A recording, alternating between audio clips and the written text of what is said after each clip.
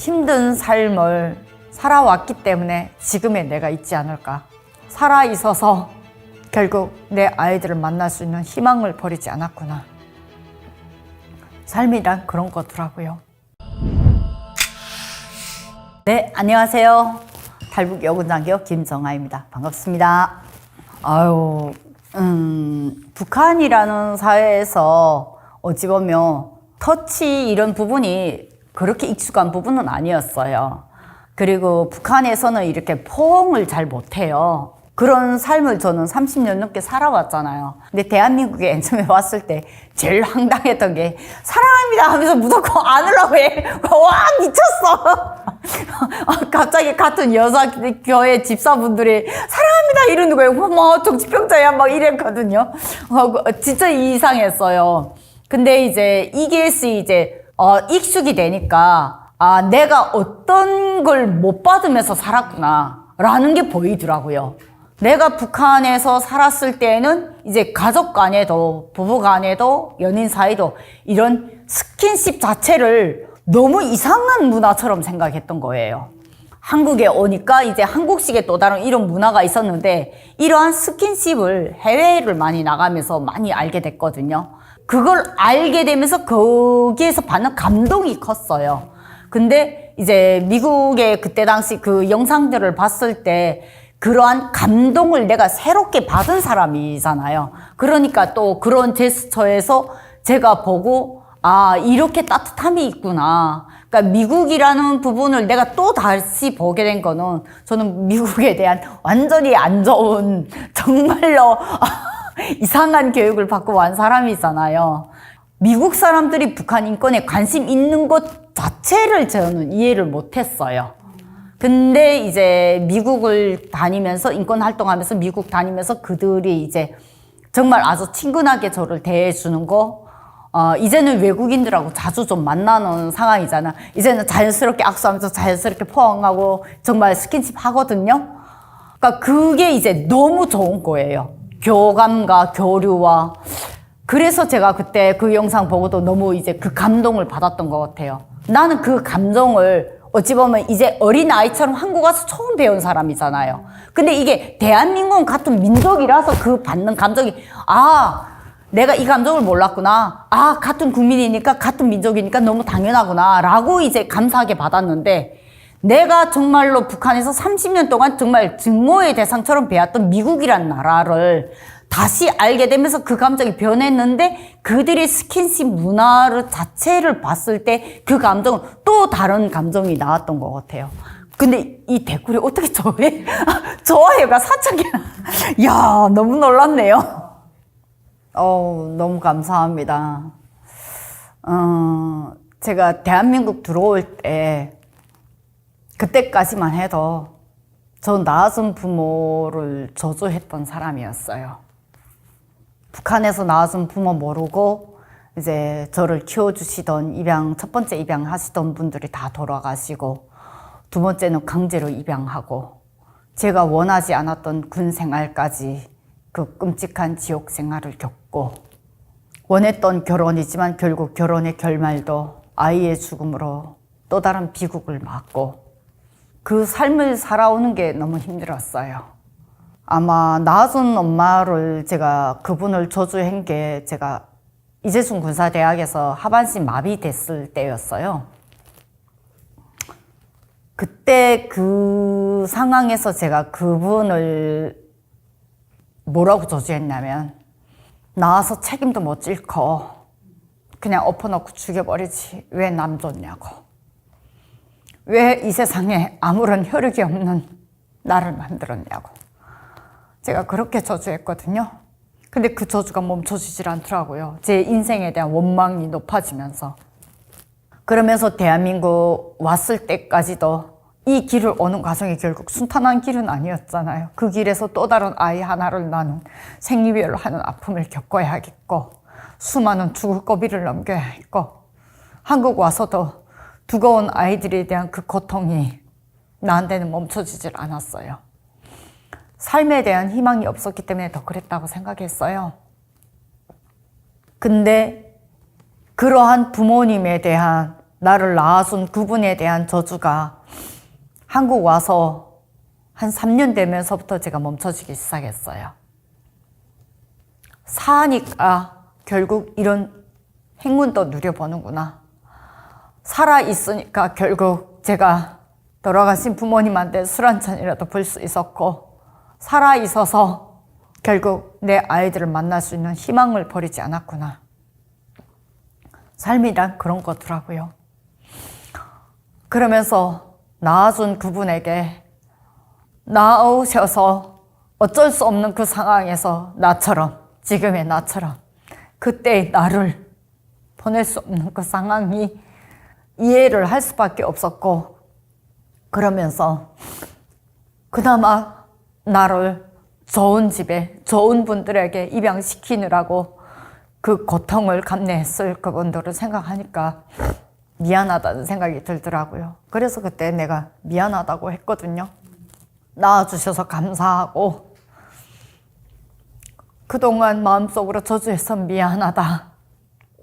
앞으로는 감사한 삶 살겠다.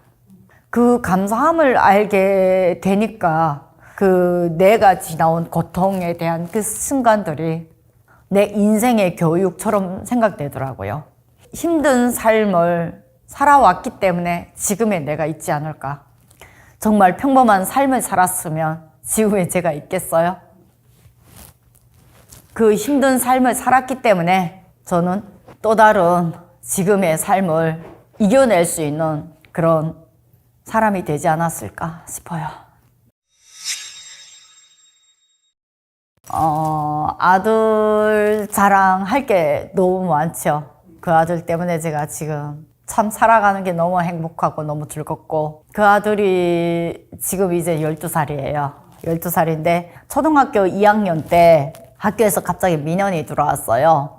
그래서 뭐라고 민원 들어왔냐면, 어머니 이러시면 안 됩니다. 선생님이 그러는 거예요. 그래서 제가 뭘 이러면 안 돼요? 라고 했더니 선행학습 시키면 안 된대요. 그래서 선행학습이 뭔지를 단어를 그때 처음 들었어요. 나는 선행학습이 뭐예요 선생님? 이랬더니 이거 어머니 하신 거 아니요? 제가 뭘 했어요? 물어봤더니 민영이가 학교 가지간 그 수학 교과서를 있잖아요. 그때 1학기인데 그 1학기 교과서를 그때 아마 한 5월인가 4월 말인가 그때 됐어요. 그 교과서를 지금 방학 되기 전까지 거기까지 진도를 혼자 다 풀어갖고 왔대요.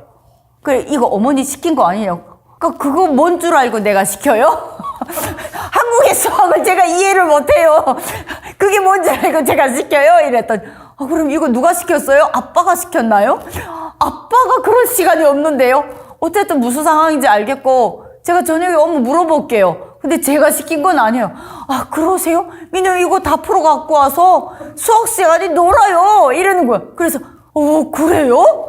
그리고 집에 가져가서 보니까 정말 다 푸는 거예요. 그래서 이거 당신 시켰어? 이랬더니 아빠도 모른대요. 야, 내가 언제 그런 시간 있어? 나도 모른대. 너 이거 언제 한 거야? 이랬더니 심심해서 풀었대요. 선생님한테 전화했죠. 심심해서 풀었대요. 심심해서요? 너 이거 푸는데 얼마 걸렸니? 했더니 30분 걸렸대요. 그 다음에 선생님 놀라고 나도 놀라. 선생님 어떡해요? 그랬더니 선생님이 가만히 생각하더니 어머니 조금 생각해 볼게요. 민영이 집에서 따로 공부하는 게 있어요? 이랬더니 아빠 보고 물어봤죠. 민영이 따로 공부하는 거 뭐 있어? 물어봤더니 수학 교과서 하나 사줬대요. 그게 바로 최상위 수학이었어요. 보고 이제 우리는 학원 보낼 이런 상황이 안 되니까 그때는 아이를 돌봄센터로 우리 보낼 때거든요. 애가 어리고 아빠도 바쁘고 나도 바쁘고 하니까. 그런데다 이제 학원 보낼 수 있는 이런 경제적 상황이 안 돼서 그냥 돌봄센터를 보낸 거예요. 지역아동센터를. 그러니까 학교 끝나면 민영이는 지역아동센터밖에 없어요. 센터에서 무슨 공부를 시키니까 센터는 그런 공부를 시킨 적이 없어요. 그러면 아빠가 뭘 시켰나 했더니 아빠가 최상위 수학 교과서를 하나 사줬어요. 그리고 네 알아서 풀어라. 그냥 버려두고 이제 아들이 알아서 공부하고 우리는 알아서 바쁘고 알아서 학교 가고 알아서 지역아동센터 끝나고 오면 애가 앉아서 혼자 앉아 그거 풀다가 재밌다고 학교 수학 교과서를 풀 게 없으니까 그걸 풀은 거예요.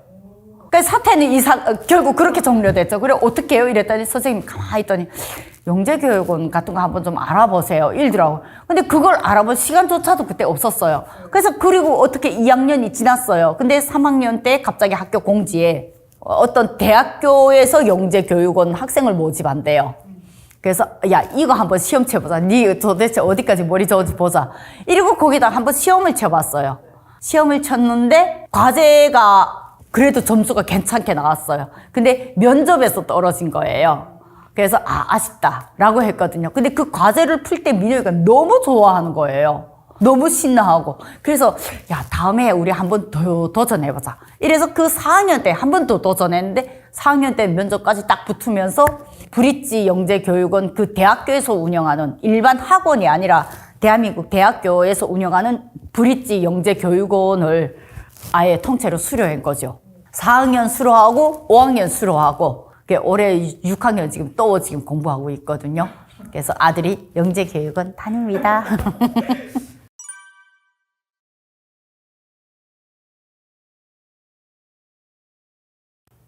Thank you very much. 제가 뭐라고 인사드려야 될지 모르겠고요.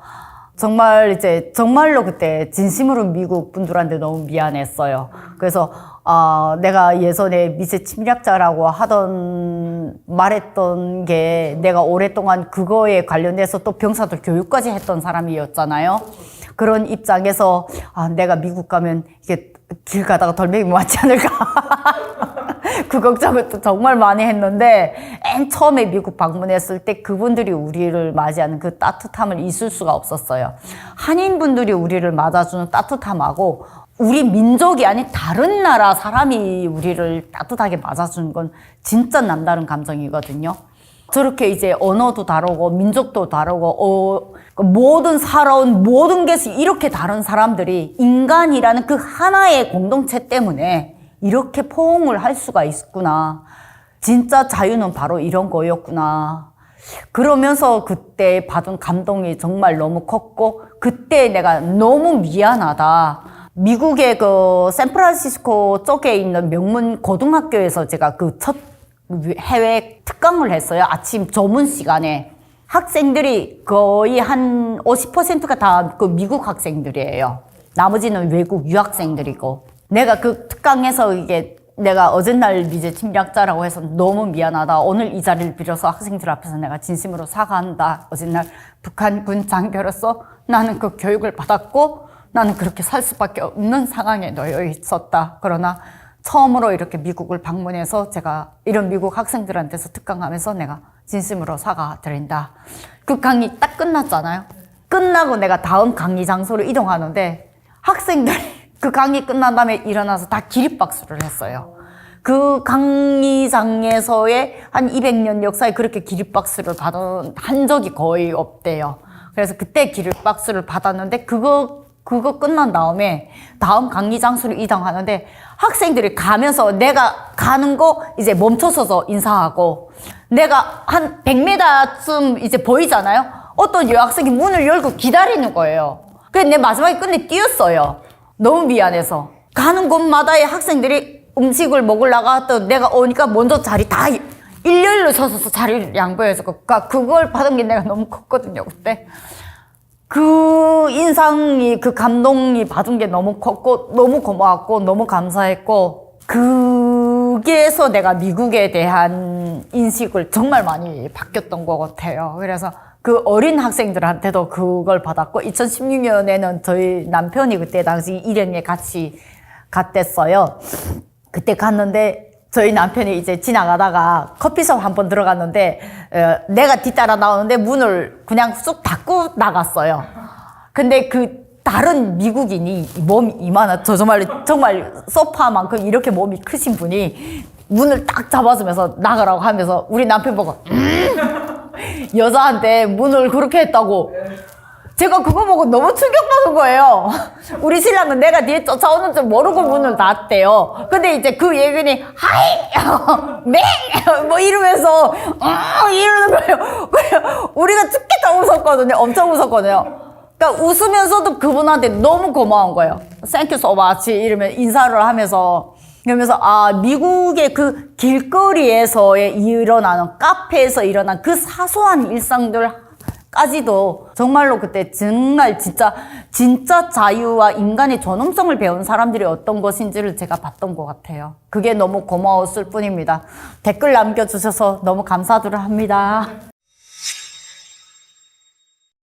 해외 활동이 계속 늘어나니까 이게 지금 기본적인 언어 소통이 감정의 소통하고 너무나도 중요한 부분이더라고요. 그래서 제가 이 언어 소통을 위해서 제가 듀오링고라는 애플로 지금 영어를 열심히 공부하고 있고, 정말로 영어 학원을 다니고 싶지만 스케줄상 그게 도저히 안 돼요. 그래서 하루 일과 하면서도 어디에 가서 껐덕껐덕 절다가도 이제 자기 전에도 내가 오늘 못했으면 안 된다. 단 5분이라도, 단 3분이라도, 단 10분이라도 제가 어떻게 하나 듀오링고를 하는 시점이 이제는 1년이 넘었네요. 오늘이 아마 380일 되는 날일 거예요. 듀오링고를 하니까 작년 9월에 제네바 갔을 때 제가 영어를 하나도 못 알아들었어요. 근데 올해 1월에 또 지금 일정이 있어서 또 제네바에 갔거든요. 영어를 제가 알아듣는 거예요. 아, 이게 지금 대부분 어떤 내용을 지금 말하고 있구나. 지금 올해 지금 제네바 갈 예정인데, 아, 이번에는 제가 조금의 소통이 가능하지 않을까라는 생각, 해봅니다. 그래서 앞으로, 팀플에서도 간단한 소통 정도는 제가 한번 영어로 해보는 걸 시도해 보겠습니다. 올해는 북한 UPR 해입니다. 작년이 중국 UPR 관련된 해였고요. 올해 24년 1월 15일부터 2월 2일까지가 중국 UPR 본회의 기간이어서 그때 제가 제네바에 갔댔습니다. 올해는 북한 UPR 해입니다. 그러면 북한에 대한 인권 정례 검토를 하는 해면 북한 인권 단체들이 총 집중해서 아예 올인을 하는 해입니다. 그런 문제 때문에 국제 보고서를 쓰느라고 요즘 좀 많이 바쁘고요. 이러한 보고서를 쓰는 걸로 끝내는 게 아니라 이 보고서의 내용이 제대로 유엔에 반영이 되게끔 하는 이러한 전략적인 국제 어드보커시 활동의 문제가 함께 많이 연결이 돼 있습니다. 그런데 그 활동은 조금 상당히 이제 비공식적으로 많이 진행되기 때문에 오픈하는 건 좀 한계가 있어요. 너무 힘들죠. 제네바 갔을 때 특히 음식 어떡하냐고. 나 막 진짜 미치겠더라고요. 근데 이제 그래도 이제 적응을 하려고 하니까 치즈의 맛을 알게 됐고, 네, 프랑스 소시지 맛을 너무나도 기가 막히게 알게 됐고요. 퐁주가 뭔지 알게 됐고요. 예, 퐁주에다 감자 찍어 먹는 거구나. 그렇게 맛있을 줄 몰랐어요. 근데 한국에서 먹는 치즈와 제네바에서 먹는 치즈가 정말 다르더라고요. 그리고 프랑스의 치즈가 또 다르고요. 프랑스는 진짜 그 소시지가 너무나도 맛있더라고요. 그러한 문제, 그리고 또 제네바에서 기차가 너무나도 대중교통이 너무나 잘 뻗어 있어가지고 정말 일밖에 열심히 못 하잖아요. 근데 이 일만 하는 게 우리가 다루는 주제가 대체로 이제 인권 피해에 관련된 주제다 나니까 일주일 내내 그거 파묻히게 되면 정말 머리가 덜지경이에요. 그리고 나는 수많은 미팅들을 하면서 했던 말을 계속 반복해서 나는 말하는 일을 해야 되잖아요. 근데 이게 즐거운 얘기가 아니잖아요. 인권 얘기는 고문받고 피해받고 아이 잃고 어떻게 사망하고 어떤 이제 인권 유린이 있고 이런 사람들은 지금 어떤 트라우마에 시달리고 라는 문제를 나는 그들의 트라우마를 대신 다시 반복해서 계속 말을 해야 됩니다. 대신 다시 말한다는 건 내 스스로가 다시 그 트라우마에 같이 그 감정에 들어가지 않으면 저는 그들의 언어를 대변을 할 수가 없어요. 그러니까 이게 어려운 문제거든요. 그래서 그러한 기간에 내가 막 힘들 때면 이제 주말쯤이면 이제 일행들이 자, 오늘은 일 하지 맙시다. 유엔 오늘 다친 날이고 오늘은 스톱합시다. 그리고 주말에 나랑 함께 바람 쐬러 나갑시다. 이러고 저를 데리고 안시를 간다던가 샤머니를 간다던가 이제 몽블랑을 간다던가 뭐 리옹을 간다던가 이런 식으로 저를 주말에 이제 아예 거기에서 밖으로 끌어내기 위한 작전이 되는 거죠. 예, 그렇게 또 다른 체험을 하게 된 거죠. 그런 체험을 하면서 이제 식사 같은 경우에는 유엔 식당이 생각보다 잘 되어 있어요. 각 나라 음식들이 다 있어요. 중국 음식도 있고, 뭐, 스테이크도 있고, 파스타도 있고, 그 다음에 이제 뭐 멕시코 음식도 있고, 이런 음식들이 좀 많아요. 그리고 이제 뷔페도 있고. 그러니까 이런 식이 좀 많아서 그런 음식들을 이제 유엔 들어가면 그런 데로 음식을 먹는데 밖으로 나오면 이제 퐁주를 오늘도 퐁주 먹어야 돼? 야, 퐁주 한 번이면 되지. 야, 이거 매일 먹긴 아니잖아.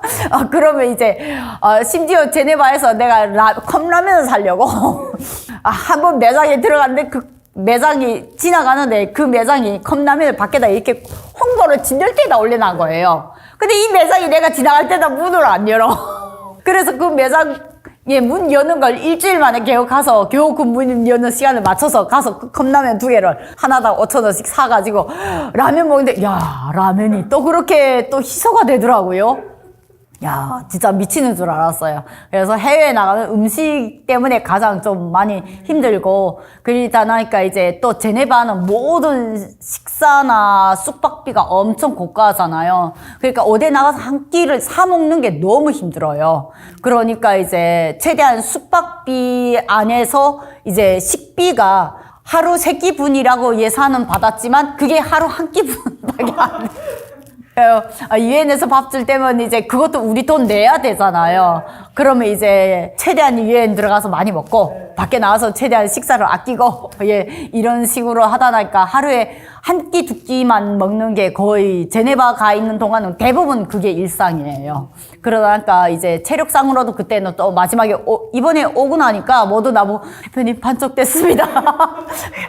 반쪽됐습니다. 군턱이 사라졌습니다. 그렇게 이제 해외 활동을 하고 있습니다. 상상도 못했죠. 해외에 나가서 외교관들하고 앉아서 얘기를 하는 거 내가 상상이나 했겠습니까? 꿈도 못 꿨죠.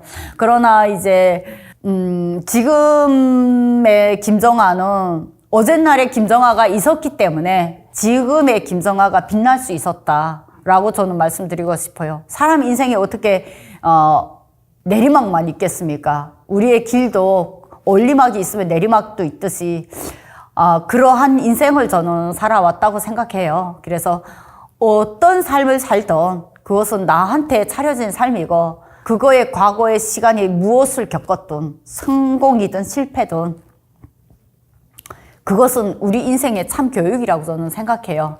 그래서 어젯날의 김정아가 있었기 때문에 지금의 김정아가 빛날 수 있었다라고 저는 말씀드리고 싶네요.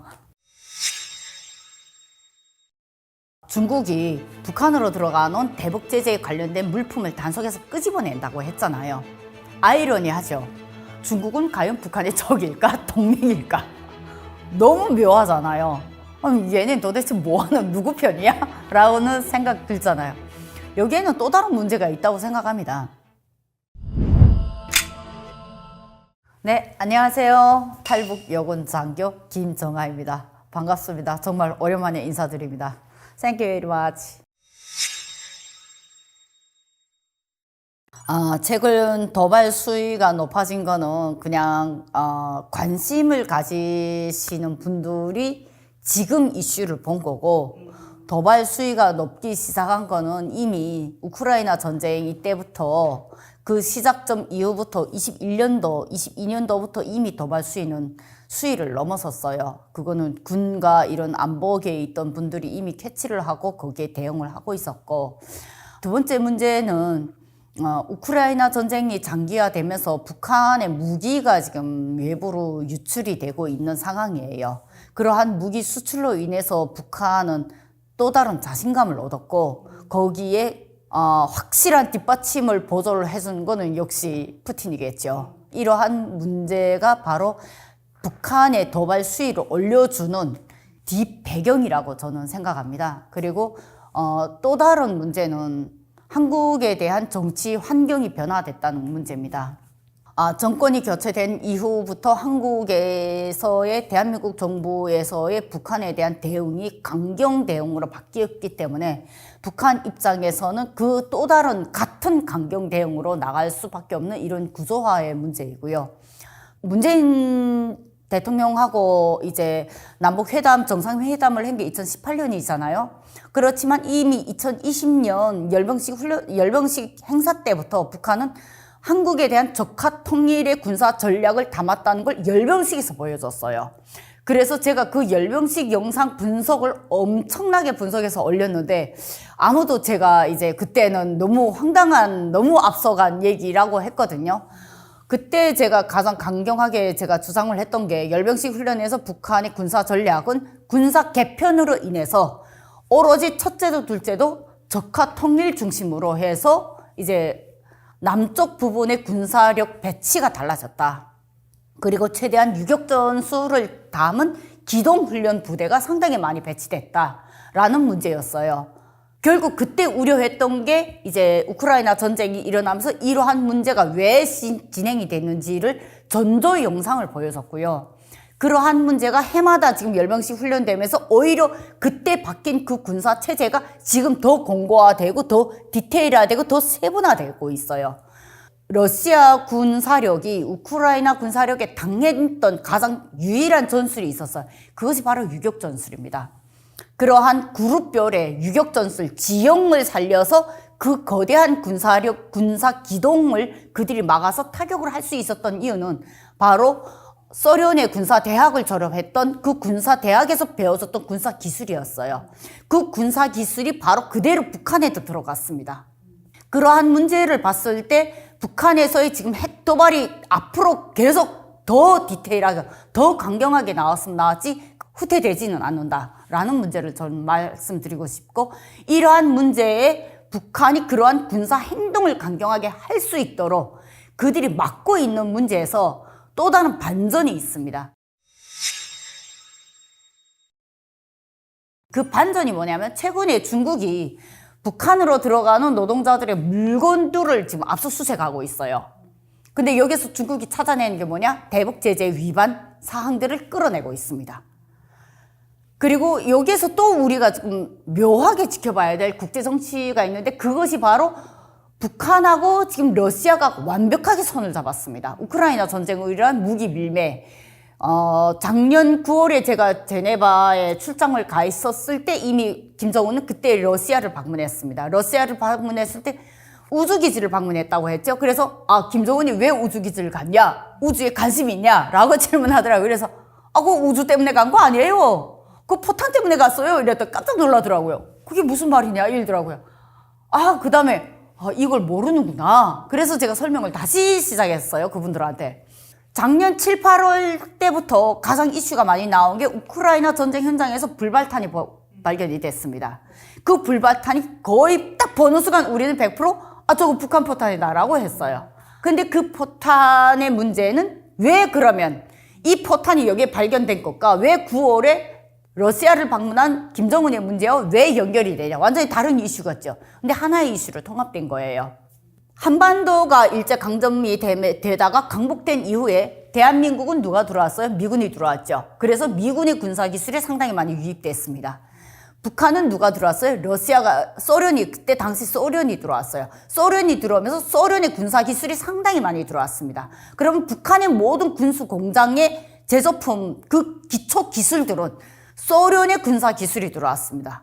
이 말인즉은 북한의 포탄을 생산하는 군수공업의 그 포탄의 이 생산 기술도 100% 소련이 들어왔다는 겁니다. 그럼 우리가 여기에서 또 바꿔놓고 하나만 더 생각을 해보면, 포가 있어요. 포가 있는데 포탄이 없어요. 그러면 이 포는 뭐다? 그냥 고철동이에요. 근데 아무리 50, 60년대에 생산된 포라도 포탄이 있어요. 그러면 이건 뭐다? 무기예요. 그러면 이러한 포탄의 문제에서 포의 중심도 좋지만 포탄 자체도 왜 중요하냐? 포탄의 사이즈에 따라서 이 무기가 교체하냐 마느냐가 중요한 문제입니다.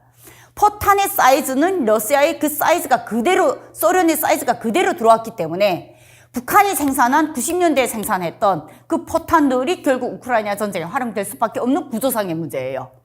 그럼 여기서 왜 불발탄이 나왔냐? 90년대에 북한이 고난의 행군을 겪으면서 이 군수공업 기지들 거기까지도 아예 식량 공급이 못 됐습니다. 그러면 이 사람들은 뭘로 먹고 사냐? 군수공장은 절대로 어떠한 순간에도 멈추면 안 된다. 나라의 생명선이다 라고 김일성, 김정일이 방침을 내린 게 있어요. 그래서 그 생산을 멈춘 순간 그들이 죽어야 돼요. 그런데 여기서 이들이 살아남아야 되잖아요. 식량은 안 주는데, 월급도 없는데 어떻게 살아남겠어요? 그러니까 포탄에 들어가는 재료의 분량을 조절을 한 겁니다. 분량을 조절하면 뭐가 되냐? 포탄이 발사되더라도 불발탄이 될 수밖에 없는 구조가 되는 거죠. 결국 이 문제를 해결하기 위해서는 다시 러시아의 원래 기술이 본래 이 분량의 조절 문제와 이것이 실전에 가서 이런 불발탄에 대한 문제를 북한은 90년대에 생산해서 쌓아놓기만 했지 한 번도 써본 적이 없었습니다. 실전을 써본 적이 없었기 때문에 이 불발이 지금에야 발견이 된 거예요.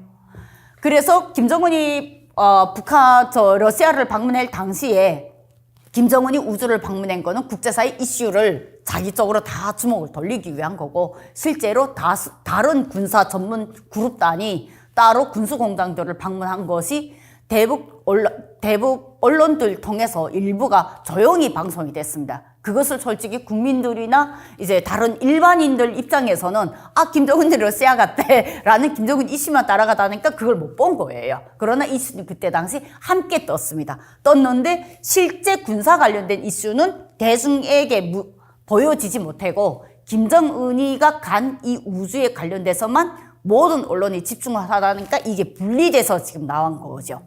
그러나 지금이라도 이슈들을 찾아보면 아마 그때 상황을 볼 수가 있을 겁니다.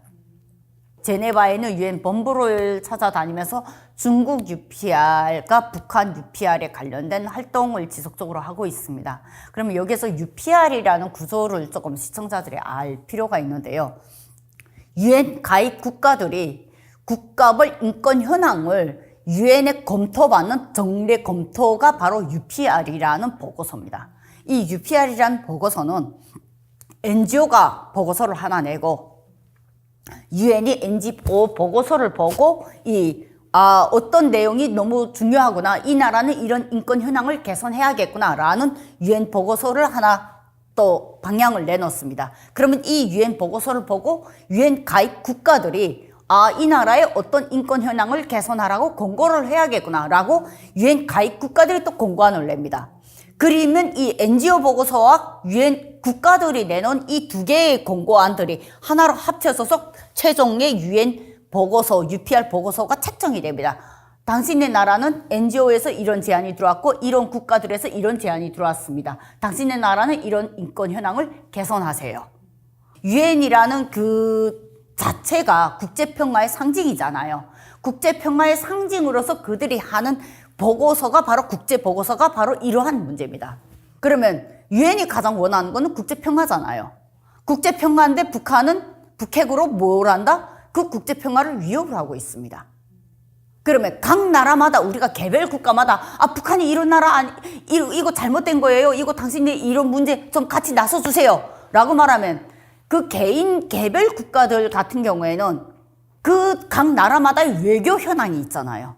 공식적으로 직접 언급하는 건 한계가 있습니다. 그러면 이걸 종합해서 대변하는 게 누구냐? 바로 유엔이라는 겁니다. 그런 의미에서 제가 준비했던 중국 UPR과 북한 UPR은 탈북민 강제 북송 문제와 연결이 되어 있습니다. 중국은 철저하게 강제 북송이라는 문제를 지난 30년 동안 진행하면서 인권 유린, 북한 인권 유린의 가장 핵심적인 뒷받침을 했던 국가입니다. 그런 의미에서 중국 UPR이라는 문제에서 우리한테 주는 역할은 상당히 컸습니다. 그래서 특히 저처럼 중국에 자녀를 둔 탈북 엄마들이 자녀를 찾지 못하는 이러한 문제는 이 UPR 보고서를 통해서 중국에게 엄마와 아이의 기본적인 권리를 보장해라. 아이를 출산한 엄마들만이라도 강제 북송 중단해라. 라는 것이 우리 보고서의 핵심이었습니다. 북한 UPR을 지금 준비하고 있고 올해는 북한 UPR의 해입니다. 이러한 북한 UPR을 준비를 하면서 이 문제가 왜 북핵하고 연결되는지라는 문제를 제가 설명을 드리려면, 자, 유엔은 국제평화죠. 북한은 북핵으로 이런 국제평화를 위협을 하는 나라죠. 그런데 이 문제를 군사적으로 야 너네 핵 하지 마 이러면 그들이 방어하는 게 뭡니까? 자의적 국방력입니다. 자의적 국방력은 솔직히 어느 나라나 각자의 권리가 있습니다. 그런데 이 자의적 국방력이 스스로의 국방력을 보유하는 데 있는 것은 일반 군사력이지 핵은 다른 문제라는 겁니다. 핵은 이미 국제사회가 상당히 많은 위협된 무기이기 때문에 전 세계를 위협할 수 있는 또 다른 군사 독재가 되는 구조인 거죠. 거기에 힘을 실어주는 무기이기 때문에 북핵에 대한 관련된 문제는 바로 그런 부분에서 제한이 된 겁니다. 그 나라가 합법적으로, 공식적으로 국제사회가 정상적인 대화가 되는 국가라면 그 핵의 문제는 나토 가입으로 비롯해서 수많은 국제법에 해당이 되어야 되는데 북한은 이러한 국제법을 준수하지 않는 나라입니다. 그런 나라가 이 무기를 갖고 있는 것 자체는 그들이 이러한 국제평화에 제한이 되는 국제법을 준수하지 않는 나라이기 때문에 더군다나 제한을 하는 겁니다. 그런데 이러한 북핵의 문제를 말했을 때 그들은 계속 방어를 한다는 거죠. 자의적 국방력. 그리고 그러한 북핵에 관련된 문제에서 한미 훈련하기 때문에 우리도 하는 거다. 근데 북핵이 애초에 하지 않았으면 하겠어요? 안 하지. 그러한 문제의 논리를 자기네에 유리하게 계속 펼친다는 겁니다. 그리고 핵에 관련된 문제를 말하게 되면 계속 군사적 문제가 같이 나오기 때문에 이 군사적 문제는 또 다른 전쟁 분위기를 만드는 문제입니다. 그런데 이것을 누를 수 있는 또 다른 지렛대가 바로 인권이라는 겁니다. 인권이란 문제는 반박할 수가 없어요. 인권이란 문제는 군사와 완전히 별개된 문제입니다. 그러나 이 인권이란 문제를 국제사회에서 북한의 기본적인 어떤 정상적이지 않은 나라가 군사 무기를 갖고 있는 건 다 아주 비정상적으로 사용할 가능성이 높다는 걸 우리는 설득을 해야 되는 거잖아요. 그러한 문제에서 북한 인권의 문제에서 북한 사회에서의 기본 의료체제 붕괴되고 교육이 무너지고 대중철도 유통이 무너지고 경제가 무너지고 이러한 문제에서 그들이 이 모든 걸 무너뜨리면서 오직 군사에다 집중한다. 핵에만 집중한다. 라는 걸 우리는 국제사회에 변론을 한다는 겁니다. 이러한 문제를 봤을 때 국가의 모든 게 다 무너지면서 오직 핵에만 집중하는 이 나라가 정상적으로 이 핵을 아주 평화적으로 국제법을 준수하면서 사용할 수 있다고 생각하십니까? 절대로 아니라는 거죠. 핵심은 바로 그거 있다는 거죠. 그래서 북한 인권의 문제는 핵과 군사 현황을 누르는 또 다른 지렛대로 활용한다는 겁니다. 그렇기 때문에 군 출신이지만 제가 인권의 문제에서 내 딸을 찾기 위해서 제가 이 길을 들어섰지만 하다 보니까 이 인권 문제가 너무나도 중요한 문제구나. 정말 우리가 원하는, 우리가 진심으로 바라는 건 사소한 일상이에요. 그런데 우크라이나 전쟁 보십시오. 전쟁이 일어나니까 그 일상이 무너졌잖아요. 그들이 큰 갑부를 원했어요? 화려한 인생을 원했어요? 아니잖아요. 평범하게 학교 가고 평범하게 가족하고 밥 먹고 평범하게 자고 평범하게 일어나고 평범하게 쉬고 싶고 평범하게 일하고 싶고 그 일상이 무너진 거잖아요. 전쟁은 바로 그런 것입니다. 그런 전쟁에 진짜 위협이 되는 건 바로 김정은이 지금 진행하고 있는 북핵이라는 겁니다. 그래서 북한 인권 단체들은 김정은 ICC 기소로 통해서 김정은에 대한 모든 통제를 한 것이 결국 국제사회 평화를 유지하는 또 다른 길이라고 생각하기 때문에 북한 인권 단체들이 김정은 ICC 기소를 외치는 겁니다.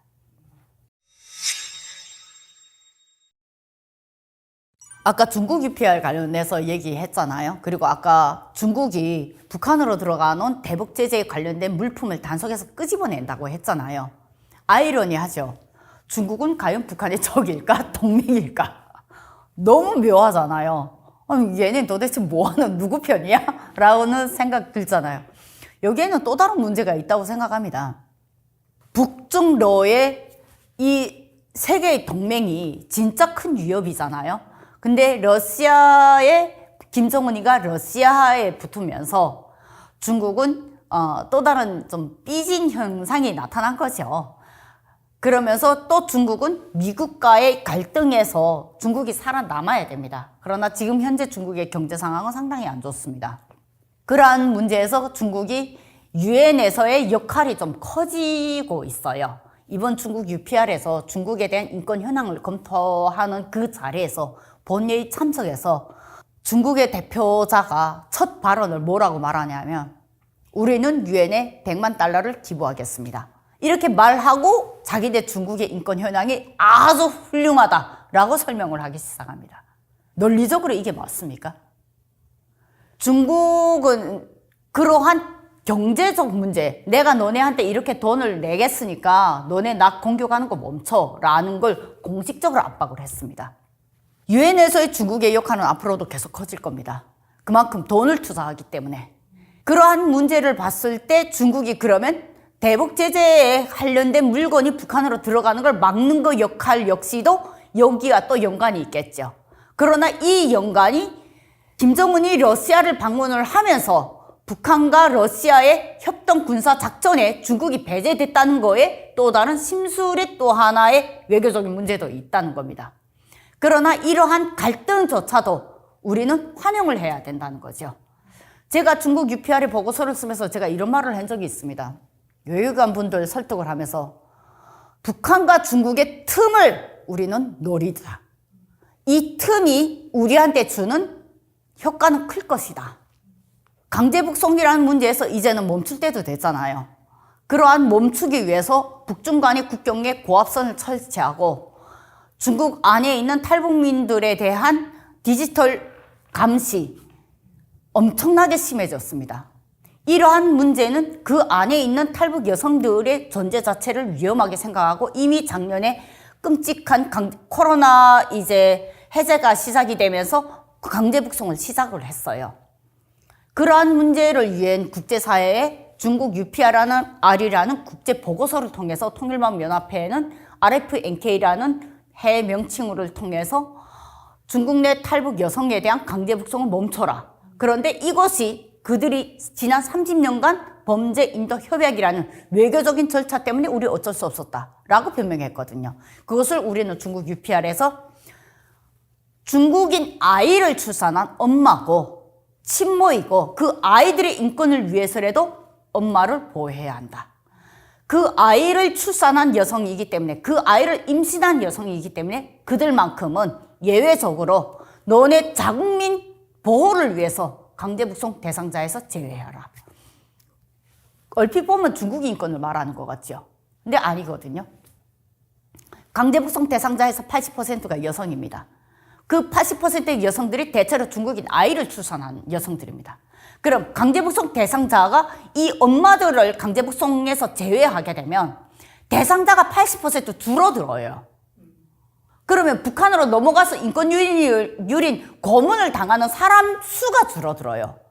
이것이 북한 인권 개선의 우회적인 전략이었던 거죠.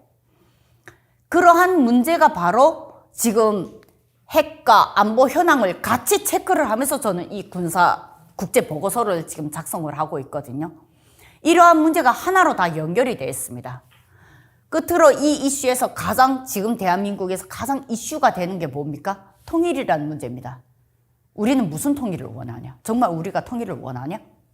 북한은 이미 작년부터 북한의 통일선전부를 해체를 하기 시작했습니다. 그리고 통일선전부가 맡던 일을 누구한테 줬냐? 경찰청국에 주고 있어요. 최근 이슈에 지금 계속 나옵니다. 근데 대북 라인 보도에만 나오고 일반인들이 보는 뉴스에는 안 나옵니다. 이 문제는 우리한테 또 다른 메시지를 준다는 거예요. 어떤 통일을 원하세요? 인권의 인식이 없는 북한 주민들하고 어떤 통일을 원하세요? 인권이라는 거는 자유와 민주와 자본주의와 수많은 우리가 지금 누리고 있는 이 수많은 일상과 연결이 된 문제입니다. 저는 인권이 없는 통일은 논하지 말라고 권하고 싶어요. 특히 지금 이 시점에 너무나도 중요한 문제이고 이러한 문제는 우리의 이러한 소소한 일상, 우리의 꿈, 우리의 미래, 우리 가족, 우리만의 작은 우주를 지키는 그거하고 정말 연결된 아주 중요한 문제라고 생각합니다. 우크라이나 전쟁을 통해서 우리는 그러한 우리의 일상을 지키기 위해서 우리가 무엇을 해야 되는지를 다시 한번 되새기는 그러한 계기점이 됐으면 좋겠다는 걸 말씀드리고 싶네요. 덕분에 북한 인권 문제도 많은 관심 가져주시길 진심으로 바랍니다. 가운데 있는 이 군인이 병사예요. 17살의 어린 나이의 군인이라는 소리예요. 미군의 그런 군사 기지들 가끔씩 방문을 하면서 제가 느꼈던 건 뭐냐면 네, 안녕하세요. 저는 북한에서 17의 군에 입대해서 병사생활 3년, 군사대학 1년, 장교생활 3년, 한계여단 무기탄약고를 관리하는 보위대장 직책 3년에서 10년간 군에 종사한 요즘은 북한 인권 활동을 중심으로 많이 활동하고 있고요. 또 군 출신인데 또 군에 관련된 문제를 제가 뺄 수는 없죠. 그래서 2016년부터 대한민국 육군에서 육군정책자문위원으로 유일한 여성 탈북 여군 장교로 활동하고 있습니다. 현재까지도.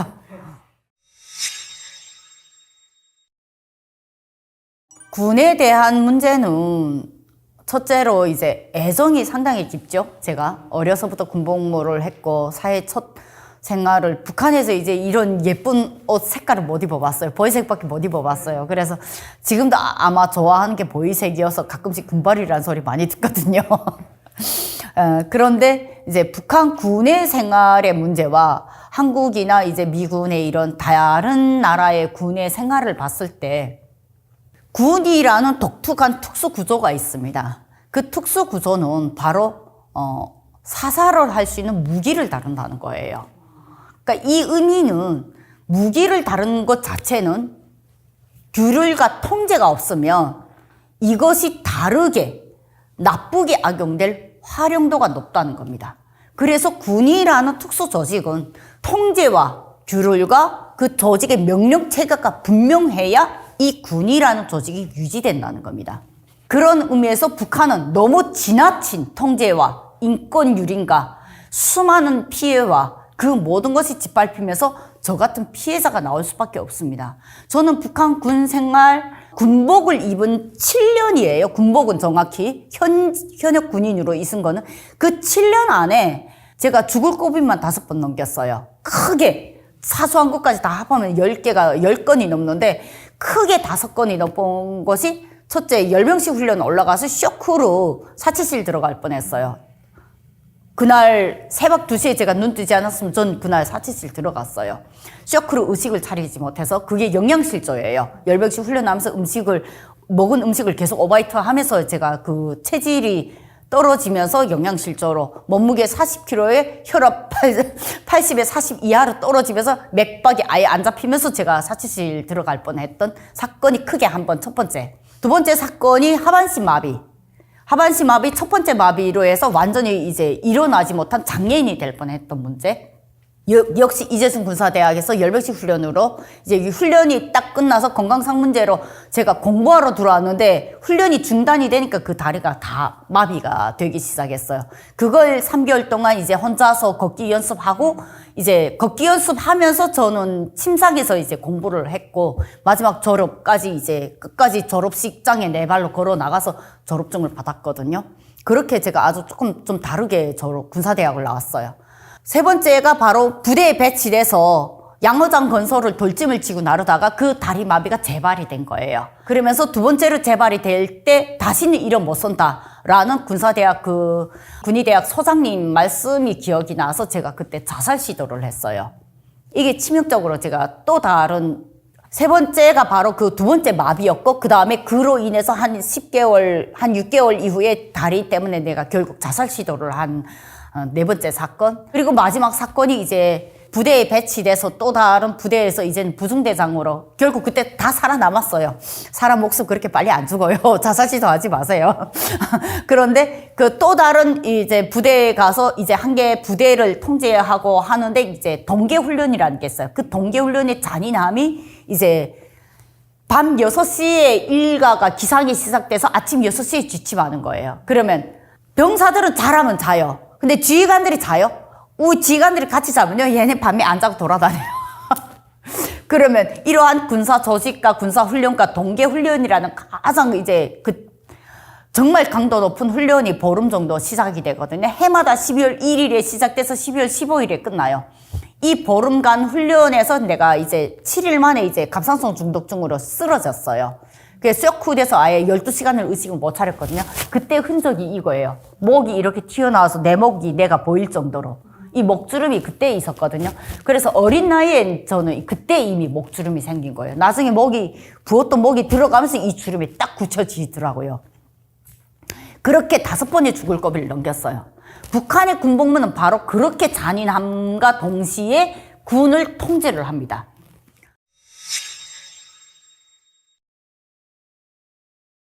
근데 그와 반면에 대한민국과 이게 미군의 이러한 군사를 보게 되면 특히 대한민국 같은 경우에는 24개월에서도 또 다시 19개월로 줄었잖아요. 그런데 여기서 인권과 자유의 문제가 너무 지나치게 유입이 되면 너무 필요하고 너무 좋은 건 맞아요. 그런데 이게 되면 군이라는 특수 조직의 명령체계와 조직의 규율과 통제와 이 모든 것이 무너지면 전쟁이나 어떠한 군사 작전을 할 때 지휘관의 명령을 따르지 않은 군인은 뭐가 된다? 아군이 될 수가 없어요. 그 순간 그는 적군이 돼버려요. 그것이 군이라는 특수 조직입니다. 이러한 군이라는 특수 조직이 국가를 위해서 유지가 되어야 하지만 그 유지되는 데서 폭행이나 뭐 이런 강압이나 이러한 문제는 당연히 없어야 되겠죠. 그러나 지나친 인권이라는 문제가 너무 두각이 되면 이러한 진짜 군사 조직이라는 이 체제가 무너진다는 거예요. 그런 의미에서 저는 군이라는 조직을 좀 다른 시각으로 계속 보게 되더라고요. 아, 이런 부분은 너무나도 이 군에 너무 필요한 문제인데 이러한 것이 잘못 이제 반영이 되면서 다뤄줘야 될 진짜 잘못된 부분만 다뤄지는 게 아니라 다른 문제까지 군 전체에 타격을 주는, 영향을 주는 문제로 이제 분석이 된다면 그것은 군에 도움이 안 되는 걸 떠나서 국가에 도움이 안 돼요. 국민에게도 도움이 안 돼요. 이러한 군에 관련된 이슈를 바라보는 바른 시각이 너무 필요하다. 저는 또 그렇게 봤어요. 그리고 대한민국 육군 정책 자문위원회를 하면서 수많은 군부대를 많이 방문했잖아요. 방문하면서 느꼈던 게 군복부터 그 공급되는 이 차원이 너무 다르다. 발전된 국가의 이 군수품 공급이, 후방물자 공급이 너무 다르기 때문에 제가 대한민국 군에서 군복무를 못했던 것이 너무 한스럽고, 무기 자체에도, 무기에도 철저하게 군인을 보호하기 위한 무기예요. 근데 북한군의 무기는 군인을 보호하기 위한 무기가 아니에요. 오로지 적을 소멸하기 위한 무기예요. 그리고 그걸 다루는 군인들이 얼마나 힘들지를 아무도 고려 안 해요. 그런데 미군에 또 이제 그런 미군들을 또 만나봤잖아요. 그런 분들을 만나보면서 미군의 그런 군사 기지들 가끔씩 방문을 하면서 제가 느꼈던 건 뭐냐면 자유와 절제와 군과 이 모든 것이 딱 통합이 된 걸 너무 많이 느꼈거든요. 그래서 확실히 좀 다르구나. 그러한 문제를 너무나도 이제 다른 시각으로 되게 많이 보게 되더라고요. 그러니까 북한군을 경험 못했으면 저는 그런 시각을 볼 수가 없었잖아요. 근데 북한군에서의 병사 생활과 군사대학과 장교 생활과 민간인 신분으로서의 무기까지 다뤄보면서 이 모든 걸 다 겪어보다 나니까 제가 한국군에 방문했을 때와 미군의 이런 다른 나라 군을 또 봤을 때 그 보는 시각은 분명히 저만의 또 다른 시각이 있었던 것 같아요.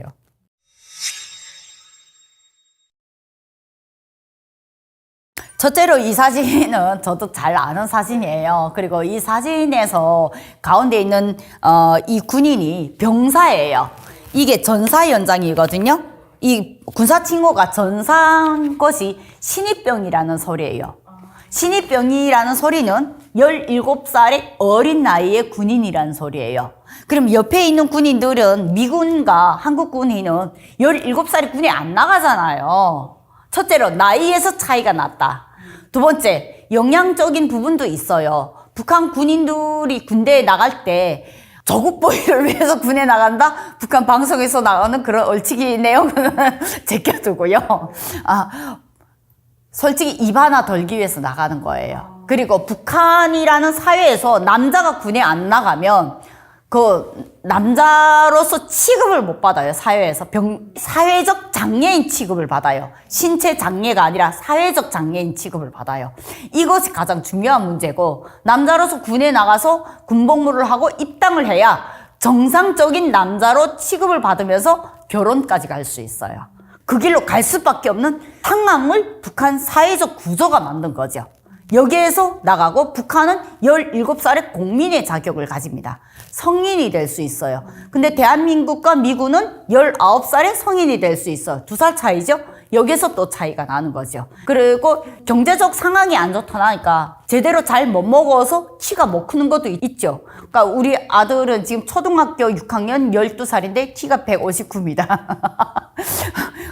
이게 북한에서는 있을 수가 없는 일이잖아요. 그러니까 확실히 이제 한국 사회에서 환경과 먹는 거에 언제 한번 배고픔을 겪어 못 봤잖아요. 자기 맛있는 것만 골라 먹잖아요. 거석에서 이제 야채를 먹어라 라고 이제 엄마와 아들이 이제 싸우는 이런 전쟁 똑같이 저희도 하거든요. 근데 아들이 키 크는 거 보면 확실히 그런 부분이 있고, 그런 문제를 봤을 때 이 사진의 에피소드는 첫째로 성인이 되는 자격의 나이 차이가 다르고, 둘째, 너무 어린 나이에 입대하는 것도 있지만 북한 사회의 그러한 안 좋은 경제 상황에서 자랐던 영양적 부분도 있다.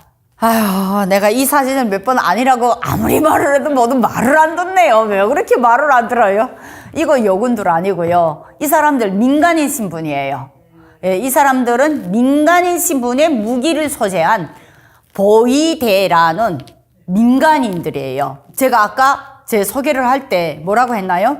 병사생활 3년, 군사대학 1년, 장교생활 3년, 그리고 민간인 신분의 무기 탄약고를 관리한 보위대장 직책 3년이라고 했죠. 바로 그런 보위대예요. 그런 보위대인데 지금 이 사진을 찍힐 정도면 이게 국경 근처거든요.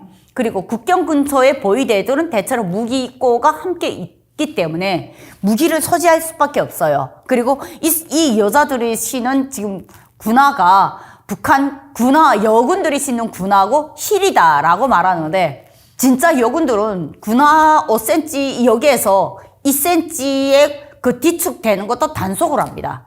실제 군부대에서는 군화를 신는 일이 많지 않아요. 대체로 운동화를 많이 신어요. 그리고 이제 군화를 신을 때에는 이제 공식적인 행사 뭐 이런 거 있을 때만 신고 외출을 할 때만 가끔씩 신어요.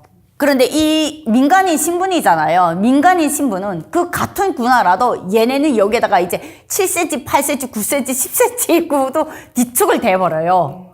그게 자유롭거든요. 근데 이것이 여군이라면 진짜 여군들이 화가 납니다. 진짜 여군들은 이런 자유를 못 느껴요. 그리고 진짜 여군들은 이렇게 머리 꽁지를 못 따요. 예, 꽁지 따는 순간 그 자리에서 이제 가위를 쑥덕쑥덕 다 비웁니다. 단발머리 아니면 커터머리가 중심이고요. 그러니까 앞머리도 이렇게 이 사람들처럼 앞머리를 못 내놔요. 그리고 이 별을 가만 보게 되면 이 이미지를 보게 되면 별이 그냥 오각별이에요.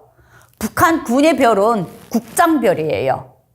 그러니까 국장별은 이제 별 이삭이랑 있고 이런 국장으로서는 인민군 별하고 오각별이 다르거든요. 오각별은 민간인 신분인데 군부대에서 종사하는 사람들. 국장별이 진짜 군인 신분의 군인별이에요. 그게 완전히 다릅니다.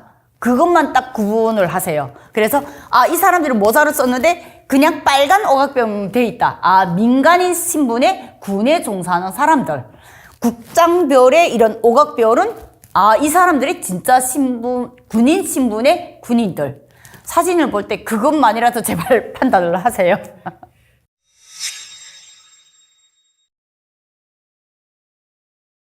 대체로 이제 무기를 먼저 지는 훈련부터 먼저 받고 그리고 학교들에서 기본적으로 태권도 훈련이라는 걸 했습니다. 근데 그 태권도 훈련과 군에 입대해서 배우는 격술 훈련은 차원이 다른 문제잖아요.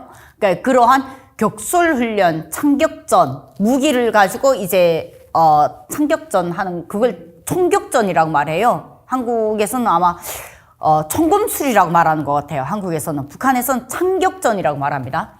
이러한 총검술 훈련하고 격술 훈련 이런 훈련만 병사 때 그냥 아침에 눈 뜨자부터 저녁 잘 때까지 한 3년 동안은 무조건 그것만 해요. 북한의 군 입대는 병사 생활만 3년을 무조건 해야 되는 기준이 있습니다. 이 병사 생활을 3년이라는 기준을 넘어야 어떠한 당 간부의 자녀든 중앙당 간부의 자녀든 군사대학이라든가 그 이후에 이제 대학 추천을 받을 수 있어요. 장교가 될 수 있는 자격을 가져요. 그래서 저도 병사생활 3년이라는 걸 딱 채우고 제가 군사대학을 올라갔거든요. 근데 저도 진짜 어린 나이에 올라갔어요. 그 열병식 때문에 올라가다 나니까. 그런데 실제 이제 군사대학 올라갔을 때 제 나이가 20살이잖아요. 19살짜리가 딱 한 명이 와 있었거든요. 그래서 넌 연한이 안 된대 왜 이렇게 나왔니 했더니 입대 자체를 좀 빨리 입대를 한 거예요. 그래서 걔가 19살이 유일하게 걔가 하나 있었고 그 다음에 이제 20살짜리가 딱 2명 나까지 포함해서 그렇게 해서 3명이 제일 어린 요 3명이 한참 뭉쳐 다녔고 나머지는 다 22살, 23살, 21살 다 이런 나이였어요. 근데 어린 나이에 이제 올라가는 이 횟수가 많은 사례는 아니에요. 그런데 대체로 입대하면 무조건 총검술하고 격술만 무조건 배우게 되면 이게 몸에 배거든요. 몸에 배는 순간 이제 무기를 갖고 움직이는 동작이 달라져요. 그래서 그 어린 나이에 배웠던 그때의 무기 분야 결합이나 무기를 제가 아직도 기억하고 있고 이제 전에 어떤 다른 방송에서 이제 북한군 무기 580 무기 갖고 와서 신나서 참격자한테 무기를 훌 부러뜨렸잖아요. 예, 그 정도로 이제 아직도 그 586 그 북한 그 K총, NK총 그 무기를 아직도 무기 분해 결합이 가능하거든요. 눈 감고도. 그러니까 그만큼 그 무기 분해에 관련된 그거를 그 어릴 때 아주 디테일하게 배워줘요. AK 소총. 갑자기 이름이 기억이 안 나가지고. 네. 그러한 무기들이 바로 북한군에서 오랫동안 다룬 무기들이기 때문에 그러한 무기들에 대한 정통은 아무리 여자라도 분명하게 배웠습니다. 위험하죠. 그래서 어발사고로 어린애들 많이 사망하기도 하고 그랬죠. 그러니까 왜냐하면 이제 저 같은 경우에는 병사 생활을 잠복 근무를 했기 때문에 그 1년 365날 밤잠을 못 잔다고 생각해 봐요. 그게 사람 돌아버리는 거잖아요. 그러니까 이제 낮엔 계속 자고, 낮에도 계속 졸고, 밤에도 계속 졸고, 계속 저는 인생이 되는데, 어쩌다 아프면 이제 한 달 동안 이제 통잠을 자게 되면 그때는 막 사는 것 같죠? 그런데 이제 무기 철수, 근무 끝나고 철수 들어오는 게 대체로 새벽 시간이에요. 새벽 시간에 이제 무기 소재 이제 검사총을 해야 되는데, 이렇게 절면서 이렇게 하다가 무기 총구가 무조건 하늘로 향해야 되는데 총구가 이제 앞으로 이제 하면서 탄창을 안 뽑고 격발기 당기면 이제 앞에 있는 동료를 쏴 죽인다던가 이런 사건들이 많이 일어났죠. 무기 소재할 때에도 무기 청소라는 게 무기 소재라고 말하거든요. 그거 할 때에도 이제 어발 사고들이 있어서 앞에 있는 군인 엉덩이를 쏜다던가 이제 공탄 벽에 맞고 그 벽에 맞는 탄알이 이제 대각으로 이제 또 다른 군인 지휘관들을 죽인다던가 이런 오발사고가 제일 많이 나요. 북한군에서의 오발사고를 많이 말하자면 끝이 없어요. 너무 많이 나요. 그 질문은 제일 그걸 보면서 내가 제일 조금 황당했다고 말해야 되나? 싸움은 체력으로 안 해요. 정신으로 하는 거지. 키 큰 사람이 잘 싸우고 힘센 사람이 더 잘 싸우고 키 작은 사람이 잘 못 싸워요? 아니잖아요. 우리 올림픽 경기에서 체격이 큰 사람을 체격이 작은 선수들이 못 이겨요? 이기는 사람이 많아요. 왜 그런 정상적인 사고를 두고 그런 식으로 발언하게 되면 이런 발언들이 결국 북한을 진짜로 화나게 만드는 상황이 돼버리는 거죠. 북한이란 나라가 이제 자격지심도 있어요. 그러한 평가를 받는 거에서 우리가 그러한 북한을 떠나서 정상적인 사고로 일반인을 딱 놓고 봤을 때 키 큰 사람이 무조건 잘 싸우고 힘센 사람이 무조건 이긴다? 그 논리 거기에선 먹히세요? 안 먹히잖아요. 근데 왜 그런 말을 하세요? 이 문제는 정말 위험한 발언이거든요. 특히 대한민국 안보에서도 너무나도 위험한 발언이라고 저는 말하고 싶어요. 적을 과소평가하게 되면 그거는 패배의 원인이 돼요. 적을 과대평가해서도 안 되지만 적을 과소평가해서도 절대로 안 돼요. 그것은 우리 스스로가 우리의 적에 대한 인식을 마비시키는 아주 중요한 원인이 될 수 있어요. 근데 왜 그렇게 생각하세요? 썩은 칼도 찌르면 사람이 다칩니다. 찌르는 부위에 따라서 사람이 죽을 수도 있어요. 60년대에 낡은 무기라고 해서 그 무기에서 탄알이 발사가 안 되면 모를까? 탄알이 발사가 되면 그건 무기예요. 우리의 발전된 무기, 최신형 무기, 비싼 무기라고 해서 북한군의 무기가 낡고 못 쓴다고 해서 그 무기가 포탄을 발사 못합니까? 그들이 영양실조고 나이 어리다고 해서 그들이 칼을 찌를 힘이 없어요? 그들이 발사 버튼 누르는 힘이 없겠어요? 그렇게 생각하면 안 되는 거예요. 그거는 대한민국 안보를 무너뜨리는 아주 위험한 잘못된 인식이라고 저는 분명하게 말씀드리고 싶어요.